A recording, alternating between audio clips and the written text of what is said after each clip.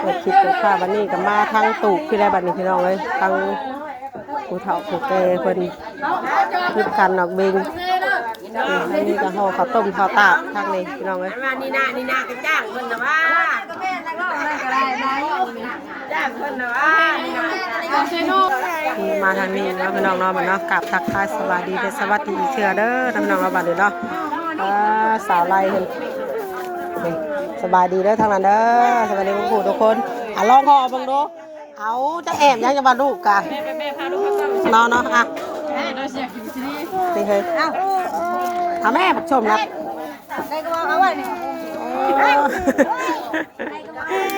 โอเคเด้อนี่เด้อติดกันไว้นี่ก่อนมาพร้อมกันฝากกันเด้อแป๊บนึงเด้อเดี๋ยวไปพาลูกไปเบิ่งนึงก่อนจะไปงานเสียนได้แล้วเอากลับมาแต่ผูกแขนนั่นลูกผัวแล้วก็เอามาปาน้ำยาได้ไม่น้อยแต่น้ำยาโรงเรียนงานแบบนี้แล้วไปแล้วย่างออกกับบ้างเด็กคนโตอีกคนที่ใส่ร้อยแล้วก็มีใส่แต่บ่พอใส่แล้วไม่ได้บอกว่าป่วยบ่อยู่ทางนั้นก็ได้พี่บ่ป่วยจะจำบ้างคนทำแล้วมันถึงหรออยู่พูดได้ย่อเคยนั้น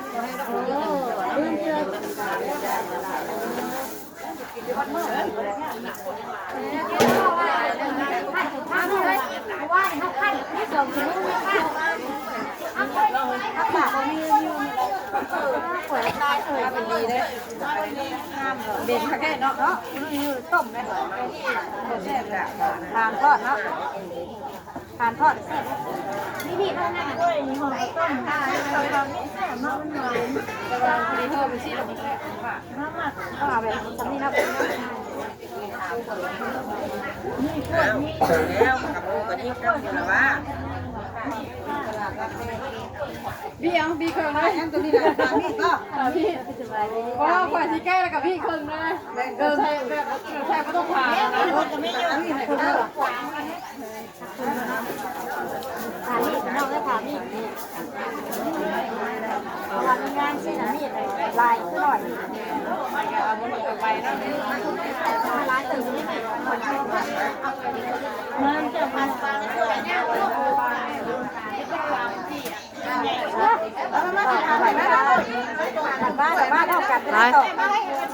เอาต้องการตอกบ่เดี๋ยวนี้นะลองคองด้วยลองคองดูหมดแจ้งได้เลยบ่ผ่ามันหมดแจ้งในมุมน่ะมันหมดแจ้งมันลองเบิ่งนี่ก็มันไม่แจ้งเลยงามแจ่มเลยบัดนี้โอ้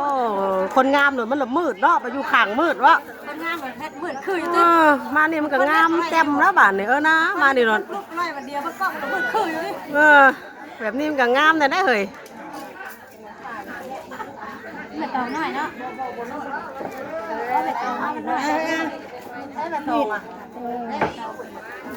กล้วยกาช่วงสีแซ่บช่วงตี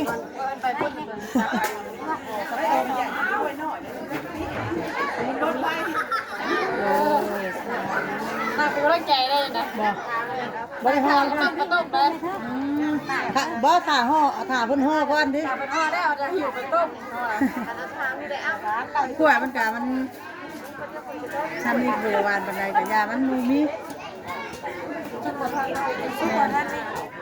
โอ้ยโตเพิ่นเอามาหลังเต็กได้ยังบ่เดือนได้ขึ้นเลยนะบ่ได้เอามาไว้นะแบบเอามาจ่อมื้อนั้นเพิ่นเอามาแบบ3เครือนึงมันนั่นบัดนี้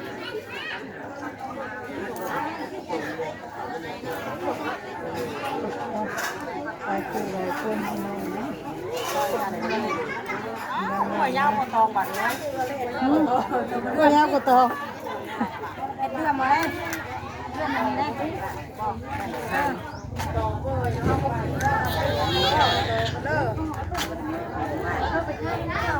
อาคือกันแล้ว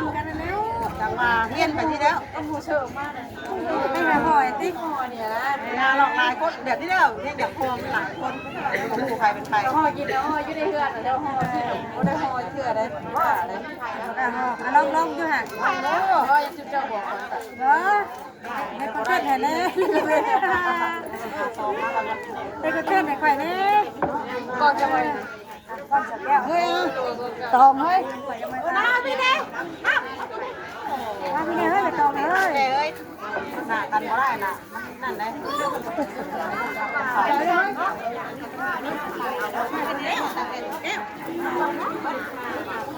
ตองนั่งกันอะไรเลื่อมมาได้เพราะว่าวันนี้เรามาได้เฮ็ดบุฟเฟ่ต์เลยกันนะชึ้งเอาไปกันแน่เจ้าปูบอกนี่นักเรียนอยู่นี่นะเห็นไหมไม่ใช่นั่งเฮ็ดนี่แหละเพื่อเด้อกันไปสินี่เรื่องได้จะโคมอยู่บนนี้เลยเนาะตามมาขายว่ามันคนเห็นว่าใส่เนี่ยยึดขายว่ามัน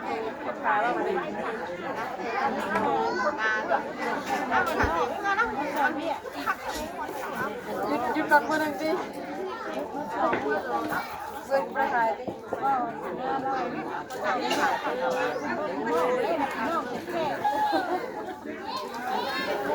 ไม่กับบอกไปแล้ว30,000ตัว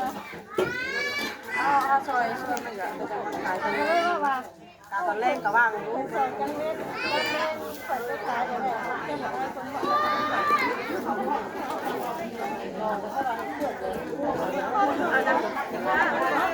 เอาซอยตอนเช้าแล้วจะย่อเขาแล้วย่อตอนเที่ยงนะเพราะว่าตอนแรกมันเขาแล้วคอยเนาะมีแต่เปียกแบบว่าย่ออย่างมันเขาได้แบบอย่างปลายนะ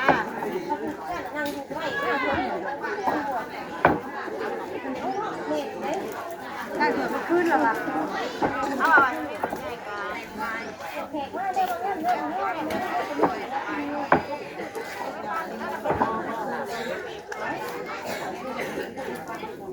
คุณมันใช่ถุงโค้ก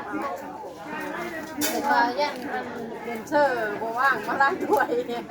ก็ได้กินได้พอดีตักเลยเฮ้ย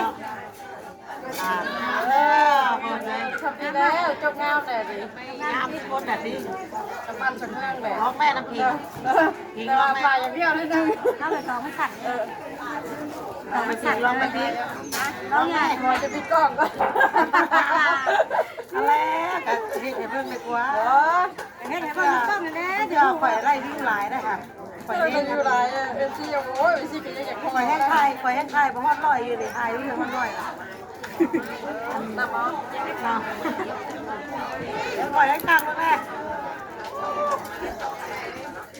ข่อยกินน้ำข้นเลยออกแตกเลยออกแตกทำมาต่อบริงามนะครับงามอยู่แต่ตามตองไล่เดือดเห็นแบบนี้ค่ะ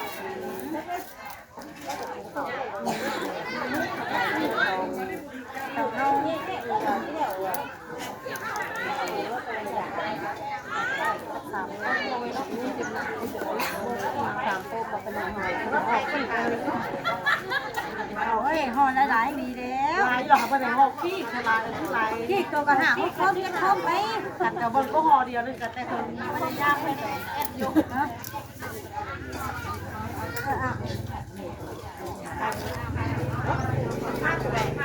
อยากแต่ว่าอยากห่อ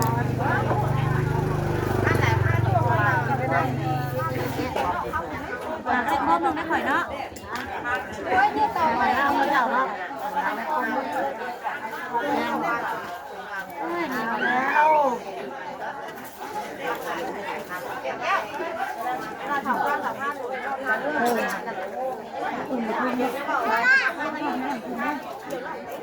เดี๋ยวอะไรแกจะว่า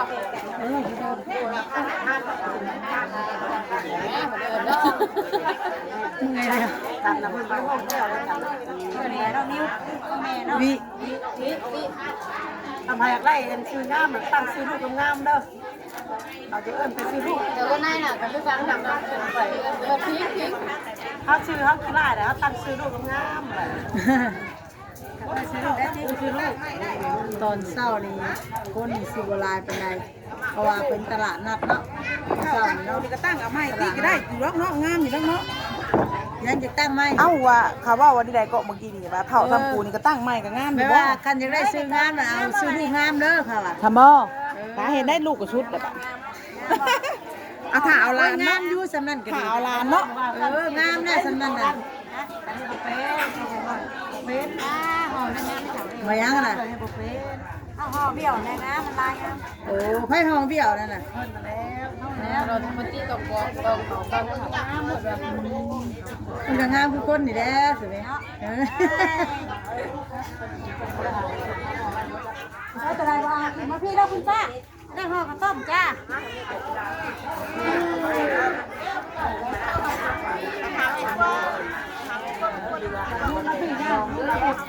ปวดมากเลยแกมาก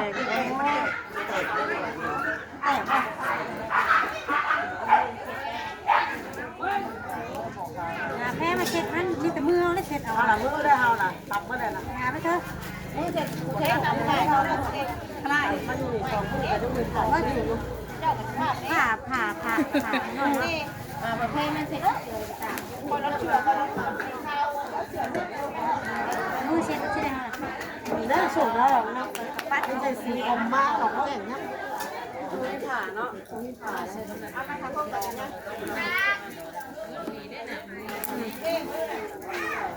ยิบอ่ะอันเนี้ยเป็นยิบอยู่เฮ้ยแพ้หน่อยนะเฮ้ยมีแพ้หน่อยคือเดือนนึงนะ2,000มันเด้งหักมาแล้วเฮ้ย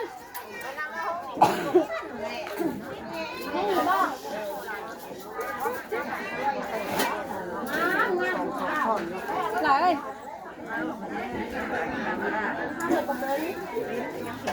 เอาเห็ดบองงามจะบอกตัดชื่อแล้วคนบองงามกันกันห้ามบอกเป็นโบเฮ็ดถามเพื่อก่อยเนาะมันต้องเป็นต้องเป็นงอนเนาะเอาอยู่กันจับมาให้อยู่น้องเคยได้แบบอ่ะ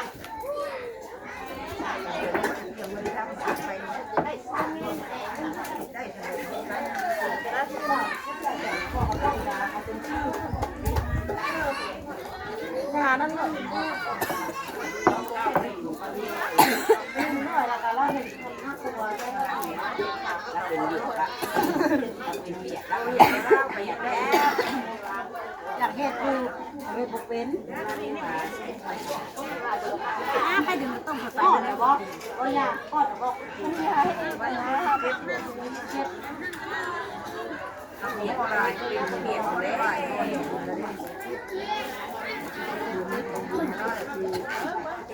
จะแต่ว่าเราเดียวลอยจะได้เป็นเลย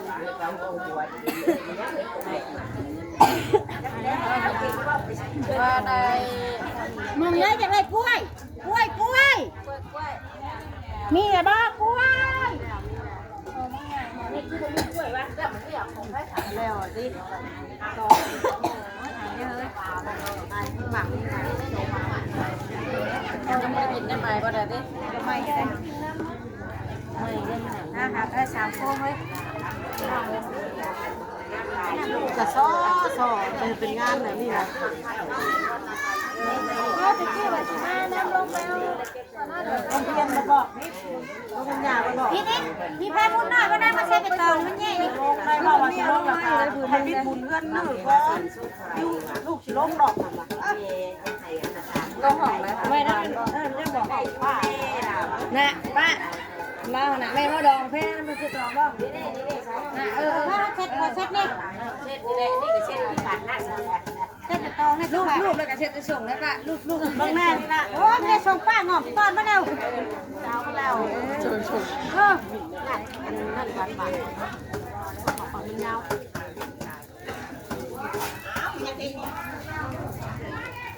เซ็ตกันมันเป็นแต่เซ็ตเลยนี่บ้านแม่บ้านนึกถึงย่างไม่เงยเอาตอนน้องเอาน้ำยาเลยเป็นตอนเขาลงมาเป้าแล้วเลยเป็นงานมาเป้าแล้วเนาะเป็นหนาเป็นของเราพยามันเลือกแบบเลือกอยู่ได้คือที่ไหนบอกอะไรมากมายก็มันคือ ปีนี้คือพึ่งแอปปีนี้นะพึ่งแบบลื่นที่จะว่ามูอย่างลิ้นน้ำเพิ่นโอ้ดูเอ้ยตัวน้ำนัดของมูอ่ะที่จะว่ามูอย่างลิ้นน้ำ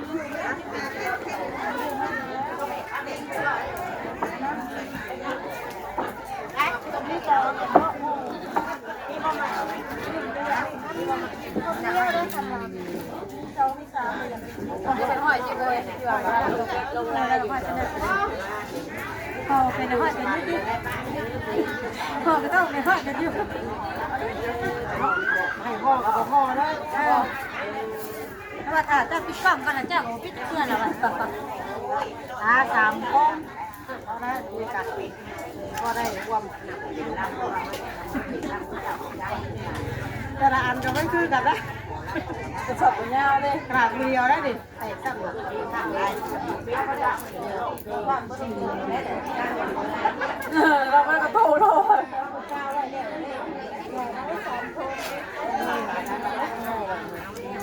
ก็ได้เนาะไปเห็นแล้วอื่นต่อได้นั่งอื่นก่อน ไปจากร้านไปขอชิ้นนั่งเก้าขอมักแค่นั่งเก้าเลย ต่อแล้วแบบดอกคงสับแล้วเนาะจะตั้งอื่นกันเลยแบบ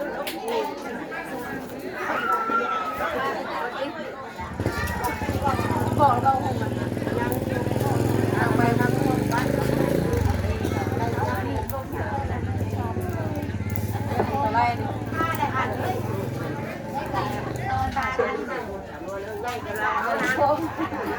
ไปบันนี้คือน้องไป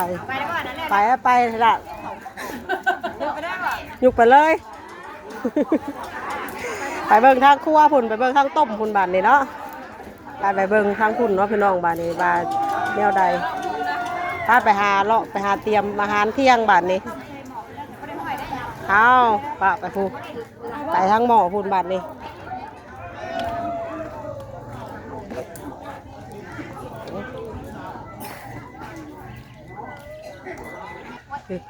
ทางหม้อต้มเขาก็ลูกคั่วยังเลยทางนี้มาโฮมกันพยายามเต็มที่แล้วนี่กันละพยายามเต็มที่พยายามเต็มที่นี่กันลงซันบอยบันเด้อ ฝึกห่อได้ไหมใช่ปะมาอันไหน เฮ้ย ได้ขอบทั้งคู่มันจะมากันเนาะคนมันไวเห็ดได้จ้ะ เฮ้ยโตอันได้จักโคมกี่ดิ ได้ห่า โอ้เก่งเด้อวะ มาถึงจังบ่มาได้เป็นพวงเป็นพวงก่อนนะ มาหลังได้ ได้ มึง เอา ก้ ร น ถแบบนี้ได้บ่ ก้นทำบุญนะ จังแล้วเลยกูกันได้บ่เคยต้ม เฮ้ย ชั้นเพิ่นว่าให้ชั้นขึ้นแล้วจะได้หลายแต่ถ้าเราแยกกัน เนาะ ว้าจังห พอ วะ เลี้ยงเปิดก็เลี้ยงได้ค่อย คอยแบบว่า เอาลงเป็นทั่วเป็นทั่ว แกเตรียมเลยนะ ได้กระเทียมไป ต้องจับไปเอาอันขากล้องก่อนนั่งแกกระเทียมก่อนตั้งใบเลย กูไปนะเฮ้ยแม่ นี่แม่เลย นี่แม่เจ้าลูกโอ้กูเห็ดนี่ บดเลย เฮ้ย ไอ้นินเอาเงินบดจัดการรถไอ้นินนี่ ไอ้นี่เหนียวบัดเลย กินนี่เห็นเงินเต็มกำนะกินไอ้นินนี่มาได้ไอ้นินนี่เอาไป20เลย เด็กก็20นะ ที่นั่นล้มทีละซองตาม ให้ไป20นะ มันห้วยมัน ไม่ใช่ใบ20 ใบไหนใบ20 ขอบคุณแม่ก่อน เบิ่งจะปีเด้อ ว่าไอ้นินนี่โกงแล้วไอ้นินนี่มาได้ ผมเล็กน้อยว่า โกงเล็กน้อยแล้ว โอ้ย กงใหญ่เพิ่นบ่ได้บ่ เล็กน้อยแค่ไหนดิ เด็กน้อยแท้แน่มันเบิดแล่นมาขอแม่อันล่ะว่า เล็กน้อยผมเล็กน้อยดิเอ้ย หนาเลยยังเงินลูกมานั่งได้เลย เนาะ มันแบบว่าตรงกับมันส่วงมันสั่นเนาะ ช่วงสั้นเลยมัดเลยว่ามันโบจับวิดเด้ ดอกมันขาดยังเด้จุดยังเด้นี่ เป็นควม มัน ดอ คื ก อ ป่า จุดตอนนี้นี่ โบแม่นเอาเคี่ยใช้แต่เช้าพูดเลยมันหากระดูกตอนนี้ เฮ้ยผู้หลานน้ำอยู่ แม่นเบิดเลย2หมอใหญ่ๆบ่ได้จับได้ ก็ได้สองหมอ เ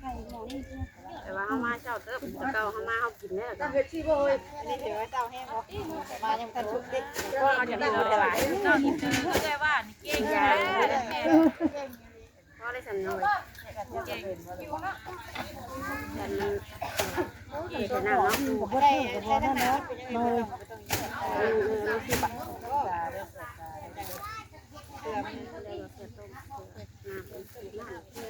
ก็แล้วเฮ้ยเพิ่นใส่น้ำเอาไปตองมาปกบัดนี้ก่อน บ่มี เอาใส่พุ่นบ่ คุณนะย่างอยู่ไหนเนาะอันนั้นต้มอยู่เนาะเพราะว่าคนยังห่ออยู่เนาะ นะ เพราะว่ามันสวยไม่ว่าคนลงตลาดนัดนี่ แมนอยู่คนมาสวย เอาพอเห็นคนขึ้นมาซะนี่อย่างวันเนี้ยมื้อนี้น่ะเอาตลาดนัดซะว่ะ ดอกไม้ให้นี่กันละนี่ก็หม้อต้มกัน1หม้ออันนี้ก็2หม้อ3หม้อ มันเป็นอาหารคาบ่ พี่น้องเลยคลิปนี้ก็จะประมาณเท่านี้ก่อนเด้อแล้วพี่น้องเนาะนี่ก็พอกันได้คลิปต่อไปอีกพี่น้องเลยคลิปนี้ก็ไปแล้วขอกล่าวคำว่าสบายดีทุกคน